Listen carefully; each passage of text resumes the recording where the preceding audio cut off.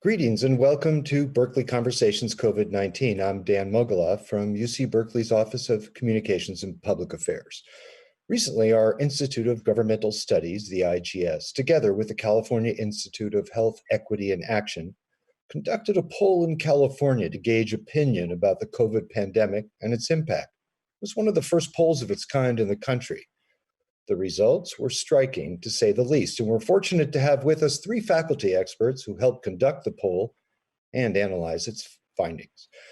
Cristina Mora is a co-director of the IGS and an associate professor of sociology. Eric Schickler is the other co-director of the IGS and a professor of political science. And Hector Rodriguez is the director of the California Initiative for Health, Equity, and Action and a professor of health policy and management. If you're watching this through Facebook Live, feel free to post any questions you may have as we go along, and we'll do our best to answer. So what I want to do to start off is sort of go around the horn here and ask each of you, starting with Cristina, what were a couple of findings that jumped out at you from the poll, and why did they jump out, and what do they mean? Yeah, sure. Thanks for having us on, Dan. We really appreciate this. Sure. I think one of the biggest trends that stuck out at me was just really the sort of racial and class differences that we found across the board. So going into the poll, we knew to some extent that COVID would exacerbate the existing racial and class inequality across the state, but we didn't know how much and in what ways that this would be the case. And so we designed a series of questions that would not only sort of gauge who fears COVID the most or who sort of feels that it's a much more of a threat to their health and their economics, but also questions about who's actually being more exposed to some extent to COVID. And, you know, for me, the results were quite stark. I'll just share a couple of slides that speak to this. Let me go, here we go. So in this first slide, you'll see, in this first slide, you'll see a stark difference between, so on the one hand, Latinos, Asians, and Blacks were all much more likely to say that COVID was a serious threat to their health, much more likely than whites to say that, for example. So we knew that the belief of the threat or the perceived threat was already there.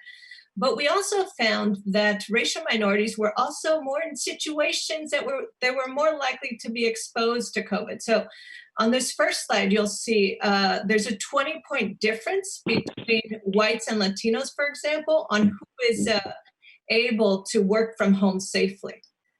On our other slide, you'll see, for example, who is more likely to report that they not only have to leave their home to go to work, but also work in proximity to others. So you can imagine the grocery store clerk that has regular contact with customers, the people keeping Home Depot, Costco, you know, CVS pharmacies open.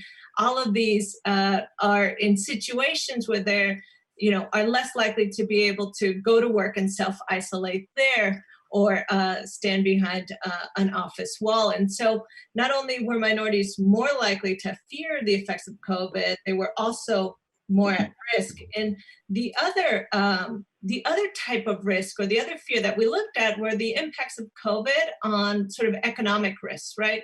To what extent is COVID been a threat to your economic situation? And we also see here stark differences. If we just look at this first table with, we asked our respondents to what extent is COVID a serious threat to your ability to pay for basic needs, food, shelter, things of the sort. And we see a real stark racial trend here with racial minorities reporting that the effects of COVID directly is really threatening their ability to afford their basic needs. So when I think of this on the whole, you know, not only are minorities more threatened and scared of COVID, they're also much more exposed, and it has serious, dire consequences, even in California for them. So let me come back to it. Something you said that the poll revealed or showed that, you know, there's even greater level of inequality. I'm a layperson, and I always thought polls are about opinion and perspective and perceptions. But you seem to suggest that, so let me just ask you, are these polls about how people feel, or can we actually derive should we have confidence that their feelings are actually a reflection of reality?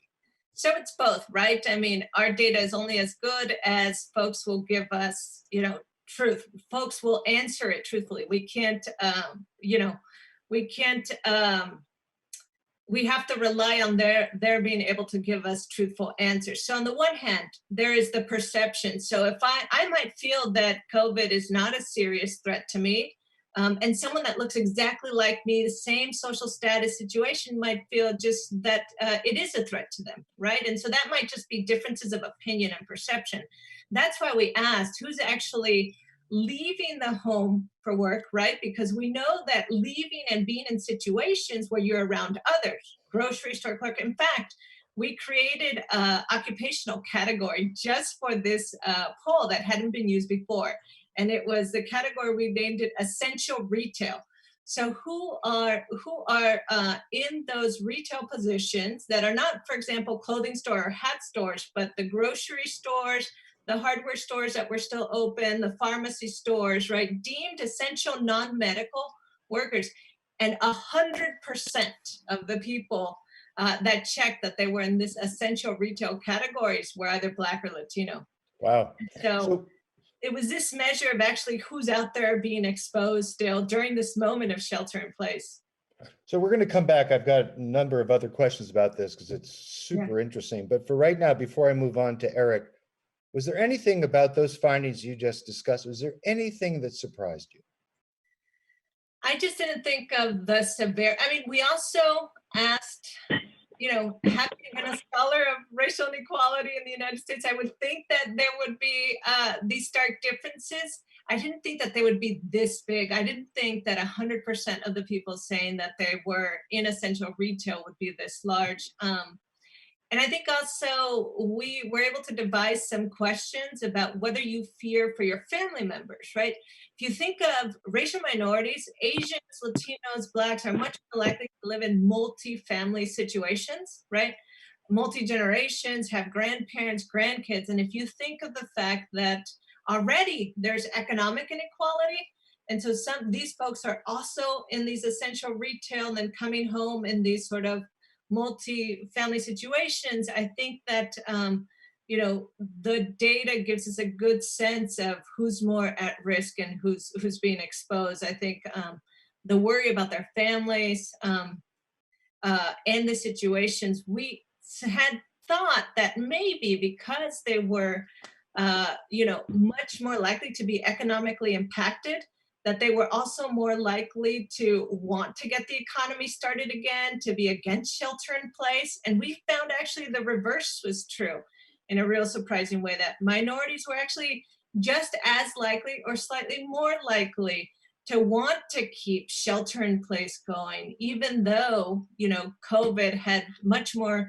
reportedly directly impacted their finances. And so even though we found minorities were burdening much of the economic risk of COVID, they weren't necessarily quick to want to get the economy restarted and open up again, in part because they also shoulder so much of the health risk too. Yeah, really interesting. We're going to come back to this, but Eric, let me turn to you with the same question. Which findings jumped out and why? The most striking findings had to do with partisan polarization. So, it's become pretty well established that Democrats and Republicans in the United States are deeply divided, but you might have expected that a global pandemic might bring people together and erode partisan differences. And what we found is, at least in some important ways, some pretty big differences between especially those who approve of President Trump and those who disapprove in how they think about the response to COVID. So I'm just going to put up a slide that summarizes a little bit of that, gives us flavor for those results. So one question we asked is whether you're more worried that shelter in place will end too soon, thus exposing people to health risks, or are you more worried about it lasting too long and leading to greater economic damage? And the blue bars are those who disapprove strongly of President Trump. And you see about 90% of them are more concerned about shelter in place ending too soon, and fewer than 10% worry that it will go too long. Whereas we see basically the reverse among Trump approvers. They are much more worried about the economic damage and much more eager to get the economy going again. So that's one on a big policy issue that you see a big difference. We also see some differences that maybe play more to your personal beliefs or behavior with respect to COVID. So we saw differences in views about the effectiveness of social distancing. And we have this, the column here we asked, how concerned are you about spreading COVID to others? And those who disapprove of Trump are much more concerned than those who approve of Trump. And then finally, having to do with the scientific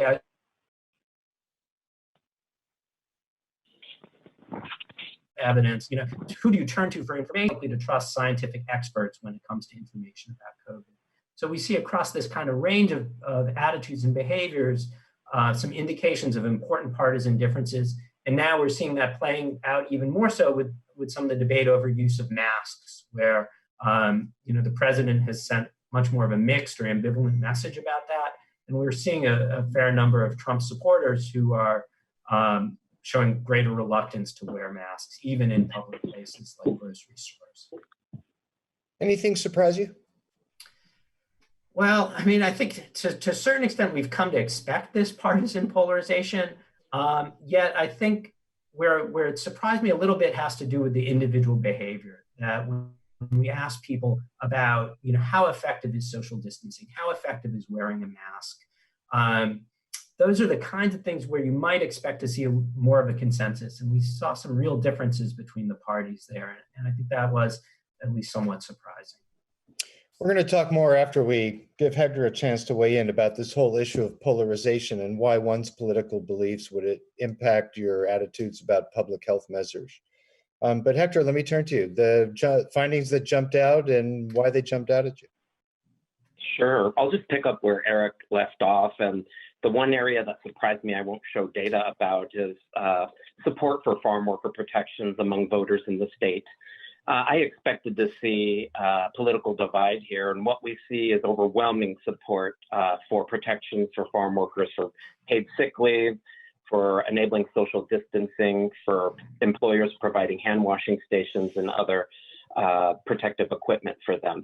So I think even though we do see Trump, those who approve of Trump having less support of these things, on the whole, the vast majority, even among those who are Trump supporters, do support these protections. And that's a real place where we can coalesce in the state around and move forward supportive policies. Another thing that's been clear as part of this COVID-19 pandemic is people's fears of employment insecurity and job instability. And the traditional way that we get our health insurance coverage is employer-based. And this is an outlier. Other countries do not have employer-based insurance for the most part. They have national insurance programs. And as unemployment happens, individuals are really scared about losing their health insurance. And so we were interested in comparing, now that these economic insecurities have reared their heads, compared to the past, how do Californian voters feel about a single payer option or Medicare for all kinds of programs? And what I'll do is I'll share some of those findings with you that haven't been out on press. So these are fresh, kind of hot off the press. And what we see here is you'll see in the blue bar, dark blue bar on the left-hand side, those are those who strongly agree with the statement that a single-payer health care system such as Medicare for all, in which Americans would get their insurance from a single government plan, would improve the nation's ability to respond to disasters and pandemics such as COVID-19. And we see here over 55% of California voters agreeing or somewhat agreeing with the statement. Those who disapprove of Trump have 74% agreement with the statement, and only 16% of Trump supporters do believe that a single payer system would help respond to these emergencies. But on the whole, we see, compared to the past, where California voters were at 41% supportive of a single payer, we now see this tipping over 50%. Now, the questions are a little different. This is about ability to respond to disasters and would a single payer option work. So it's not deliberately asking individuals to give up their private insurance, although that's implied by the question. And we do see here greater support for the idea of single payer here. And what was really striking to me with related to these is the data when we disaggregate them by race and ethnicity. Asians, Blacks, and Latinos have over 60% support agreement for single payer, whereas whites are about 50%, irrespective of political party. And where we see the divergence is actually among Native Americans and others who have less than 50% support agreement. But the major ethnic and racial groups in the state have changing attitudes, more open to the idea of single payer, because we think this pandemic has uncovered a lot of the insecurities associated with job-based healthcare, employment-based healthcare. So I wonder, for those, a lot of people talk about their hopes and wishes that there is some good that comes out of these extraordinary times. Should people like this, for those who support the idea of single payer, for those who support the idea of greater support and benefits and services for farm workers, should they be heartened by this and believe that these numbers could represent a sustainable or lasting shift in attitudes? Hector? I think for the farm workers, the COVID has clearly highlighted the dependency on farm workers. We all have experienced shortages of getting the things we need at the grocery stores, and that is making a connection, I think, to the public. And so I think this farm worker support is ripe for policy change, and sort of the train has left. And I think what we'll hopefully see is more public support for protections for them. The single payer is a hairy issue, and we know that that it's a long pathway to getting that, and that there are many intermediate solutions that could take us in a direction to have universal coverage. I think the data bode well for universal coverage. The mechanism by which everybody's covered is a little hairier, and I don't think we can draw inferences about that from this question. But I think the temperature indicates that the public is willing to move and change the healthcare system in a dramatic way to ensure that we're more protected and can better respond to these. I think the public has seen ventilator shortages, we've seen PPE shortages. We know we have an uncoordinated healthcare system. And I think what the data reflect is an appetite for broad change in the healthcare system to prevent these deficiencies from happening again. So let me ask, I want to pose a question to all three of you. As a layperson, I consume polls around presidential elections because I want to know who's ahead, who's behind. It's sort of like a spectator sport. It's almost like reading the standings for baseball. But can polls like these affect change? What, besides sort of a curiosity, how do you look at polls? What's their utility? What good are they other than getting an idea of how our neighbors think? Cristina, let me come to you with that one. Well, I think getting a sense of what our neighbors think is really important, and policymakers, so lay people pay attention to it, but policymakers really pay attention to it, and elected officials, when they're trying to figure out, a lot of this is trying to figure out, of all the things that we can pay attention to, of all the needs, things that need money, things that need our attention, where is it that I should go? Right? We don't have endless limited resources to address it. At least elected officials might think that. And so polls are a good way to gauge the temperature. Does something like providing medical benefits for farm workers during this time, right? Is this the moment? And so the poll provides that. It strikes me, we didn't ask a question about meat packers, right? And we didn't ask this question about essential retail, but had we done that, right? Maybe there is a chance or an opportunity here for thinking about new policies developing. And also, if you've got such a high 80% of Californians supporting the sort of medical benefits for farm workers, that's a large amount that goes beyond the Republican Democratic sort of spread, as Hector was saying. Right. And so maybe it also gives us a chance to see where the nation can converge, right? And go beyond polarization. Yeah. Eric or Hector, anything either of you'd like to add to that? I mean, I guess I would add that it also gives us a chance to see when is the news perhaps unrepresentative of what's going on. So, for example, we had the big protests against shelter in place. Or big protests, and certainly the public actually supports keeping shelter in place. And that puts in perspective those very loud voices of folks showing up to the state houses in Michigan, So literally, it seems like you've frozen there for a second. So I'm just going to pick up that the poll reveals literally a silent majority or a quieter majority. Hector, anything you want to throw in on that particular question about the utility of polls and their importance? I guess in the revised governor's budget, there were a lot of supportive programs that had to be cut out of necessity, given the tax base shrinking and all of that. But these polls lend insight into prioritization as these cuts are made and sort of what the public really cares about in that window of opportunity. Clearly, you know, with the budget situation, not everything that has public support can become policy, but at least it provides some insight into the prioritization of those issues. So I want to go, we've got a couple of questions that have come in off Facebook Live that revolve around the same thing. And it's people asking whether you saw any differentiation in the responses based on the respondents' geography within California, rural, urban, exurban, et cetera. Can one of you address that? Talk about how that shook out?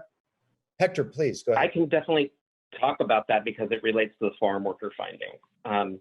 So the one geographic variation that we saw there was the Central Valley and Inland Empires having substantially less agreement, actually opposition to the ideas of individuals, farm workers getting protections, having family paid sick leave and health benefits and the like.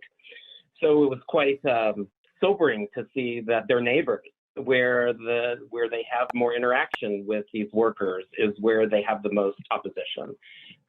So we saw 1 in 4, 25% of Central Valley voters, irrespective of party, actually disagree with protections for farm workers. So we clearly see that jarring difference. In contrast, in the Bay Area and LA, opposition is less than 10%. Interesting. For these protections. Cristina or Eric, did either of you see a geographical differentiation in terms of the areas you were focused on? So I think the bigger one is in the far north and some of our redder counties inland, we're much more likely to want to end shelter in place and start reopening the economy. And that wasn't surprising. It maps onto basically, you know, how California in some ways is an exception, but in many other ways, it's also a deep reflection of the nation. We have our red counties, we have places with strong Trump approval, and we saw that in the data too. You know, so one of the things that I want to ask all of you about this that really jumps out, and it's every poll we see these days, and that's the polarization that you all talked about in one form or another.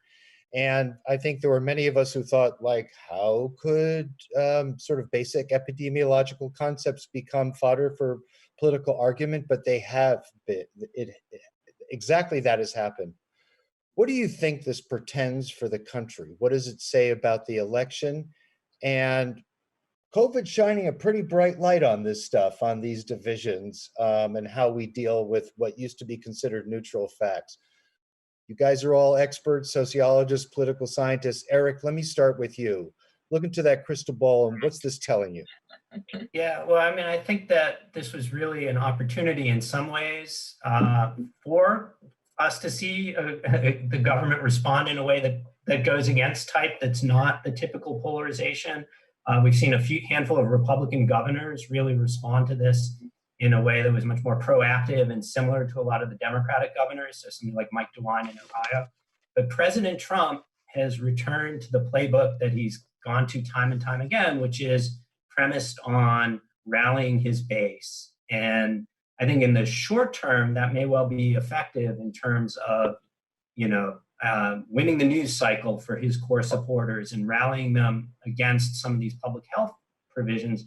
But I think, you know, thinking a little bit ahead, you know, in the long run, if this leads to more cases, for example, in the fall, you know, that in turn is going to hurt the economic recovery that he's going to depend on for his reelection. And so it's not this kind of short-term.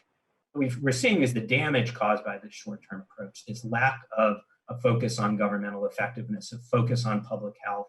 And, you know, I think we're seeing some of the really bad consequences of that. And at least there's the potential for it to backfire on the president, in which case maybe that would teach a lesson to both, you know, really across the political spectrum, that at least sometimes you have to take science and public health more seriously than the short-term political battles. Hector, what do you think? What does this all portend, this polarization around? Yeah, I think that... one clarifying point I just wanted to put out there is the polls are lopsided. We have a 2-to-1 balance on the poll. So those who approve of Trump are 1, and those who disapprove are 2 for every 1 in California voters. So just to be clear that these polls aren't pulling in equal force. Second, I think nationally, the polarization makes us very vulnerable to outside influence like we've seen in the last election. It's easy to play on our divisions, and outside influence is taking advantage of the fact that we're so polarized. So I do worry about the level of polarization and its impact on outside influence. But I think in the state, with respect to policy change and getting things done, we have to realize that the poll is lopsided and that it's a 2-to-1 polarization. So before we go to Cristina, I want to ask you, and this is coming up on Facebook right now, are you saying that we have to keep in mind that California demographically and politically is quite exceptional within the context of the United States? Hector? California is the future of the United States. So it's sort of a canary in the coal mine as to what Kansas is going to go through, what North Carolina is going to go through in a decade or 2. You mean do you mean demographically? Demographically and politically, that comes with that. And so I think these may seem maybe outlier for us in California, but the demographics are shifting in a way where the rest of the country is going to look at us and like us, and politically is going to be composed just like California, potentially. Great. So Cristina, I want to come to you with the same question, your take on the meaning of polarization, what it pretends. But also before you go there, just an interesting question again from Facebook here. What were the demographics of the people who polled? I'm assuming they were, as much as to the extent possible, a reflection of the actual demographics of the states. But, I think people have concern that maybe the poll didn't look at everybody or just looked at a slice of the California population. So a 2-part question for you. Yeah, so I'll answer the second one first. We ran the poll April 16th through the 20th, so it's dependent on who answered our email at the time, which doesn't mean that you are going to get an accurate reflection of California. But all the analysis that we have here are based on what we call weighted data, which are weights that we place so that our data can actually then reflect the registered voter population. So we are missing a key demographic that could shift some of the findings, and that key demographics are sort of all those that are not likely voters, all those that are unregistered. So we don't have the undocumented answering these polls. We don't have legal permanent residents. The only people that answered the poll were registered voters. So that gives us some sense, but it also skews, the amount to which we were saying who's at risk, for example. Okay, now part 1. The harder question. So Eric and Hector are good at sort of telling us how difficult political polarization is going to make the elections. And I'll give a pitch for the opportunity that we have here too. So on the one hand, yes, we're much more vulnerable, and this is definitely, Trump is playing to his playbook. But I think as sort of the pandemic wears on and people really see the economic hit across the board, professionals are going to see an economic hit, across racial groups, there'll be an economic hit. Then this becomes an opportunity to really think about a new normal, right? And this is where I think civil society, nonprofits, activist groups, unions can come together and be amongst those to really create and chart out that this is not business as usual. We cannot have the same policies. We cannot go back to the same type of scapegoating. We need a new blueprint. And I think this is where, a lot of the civic sector can come into play, and it'll depend a lot on their ability to get the message out that political polarization goes hand in hand with the immense amount of economic inequality that we are already seeing now, and that's going to be exacerbated as the fallout of the pandemic continues. All right, so we have time for one question for each of you, and I want to ask each of you, and it's a personal one. So you're all faculty at UC Berkeley. You don't just do polls, there are things you study and you write about. Last 10 weeks have been extraordinary. And let me start with you, Eric. What are you interested in studying right now? What sort of raw material are you seeing? And what are you sort of dying to know more about? Eric. Well, I mean, I think that the big concern that many of us have had is the sort of future of American democracy. Can it function amid this, deeply polarized situation in which one party is really now challenging some? This is going to be an immense stress test for our electoral system and democracy more generally. So seeing, are we able to hold a fair, free election in which everybody has the opportunity to vote? That's going to be a huge challenge. Yeah. Hector, same question. What's really got your interest here in general, and what do you want to be studying and learning in the months ahead? I was fortunate enough to get new funding for a COVID project focused on telehealth implementation in federally qualified health centers, the clinics that care for the poor and underserved in the state. And this is a game changer for them in the positive direction in some ways. There have been a lot of limitations prior to COVID on using telehealth. And we know low-income individuals have opportunity costs when they go to get care. They have to get out of employment, get childcare, all these things. But reimbursement and payment had been limiting up to this point. And so one opportunity that COVID presents is changing the healthcare system, particularly for the low-income patients, and changing what gets paid for in terms of those things. So I'm really following those issues very closely. Great, Chris, thank you. And Cristina, you had the first word. We'll give you the last word. What's got your interest? What are you going to be studying and delving into in the months ahead? Well, before the pandemic hit, I was really interested in California and what's going on in sort of, as economic inequality meets with, the increase in racial diversity across the state. And so in what ways that is playing out for our political future. And as COVID hit, COVID is the new normal. And so I'm interested in hearing what impact has COVID had on our ideas of sort of what the political future is here in the state. I've got, with a colleague of mine, a sample of about 60 Bay Area residents in sort of the upper working class, and we'll be following them now for about 2 years to see not only how did COVID impact them now, but how is the fallout of the pandemic impacting the working class in the state over time? So I want to thank the three of you for a really interesting conversation. I can't wait to see the next poll. For those of you who've been watching today, you can do a simple Google search for IGS in Berkeley, see past polls they've done, dive deeper into the data behind this most recent poll. And again, we'll have future Berkeley Conversations events. Check out the webpage. And in the meantime, be well, stay safe, and by all means, keep your distance. Thanks for joining us today. Thank you.